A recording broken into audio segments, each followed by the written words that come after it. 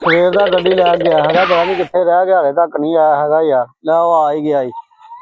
ਵਾਲੇਕੁਮ ਜੀ। ਵਾਲੇਕੁਮ ਸਲਾਮ। ਕੀ ਹਾਲ ਹੈ? ਗੱਡੀ ਆ ਗਈ ਤੁਹਾਡੀ ਯਾਰ। ਮੈਂ ਇੱਥੋਂ ਨਿਕਲਿਆ ਵਾ ਤੇ ਮੁੜ ਕੇ ਜਿਹੜੀਆਂ ਭਾਈ ਇੱਥੇ ਜਾਂਦੇ ਹੀ ਕਲਚ ਪਲੇਟਾਂ ਟੁੱਟ ਗਈਆਂ, ਪਲੇਟਾਂ ਪਵਾਈਆਂ।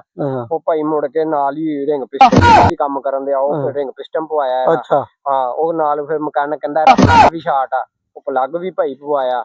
ਹਾਂ, ਮੁੜ ਕੇ ਮੈਂ ਜਿਹੜਾ ਕੰਮ ਕਰਨਾ ਸੀ ਆਪਣਾ ਕੰਮ ਕਰਕੇ ਵਾਪਸੀ ਆਉਣ ਲੱਗਾ ਤੇ ਅਗਲੇ ਸ਼ਾਰਟ ਟੁੱਟ ਗਏ ਪੂਰੇ। ਭਾਈ ਉਹ ਸਪਰਿੰਗ ਉਹਨੇ ਪਾਏ, ਨਾਲ ਸੀਲਾਂ ਪਾਈਆਂ ਸ਼ਾਹਾਂ ਦੀਆਂ, ਤੇ ਭਾਈ ਨਾਲ ਉਹ ਚਿਮਟਾ ਪਿੱਛੋਂ ਹਿਲਦਾ ਸੀ ਐ ਕਰਕੇ, ਉਹ ਚਿਮਟਾ ਉਹਨੇ ਉਹਦੇ ਕੋਲ ਨਟ ਕਸਵਾਇਆ।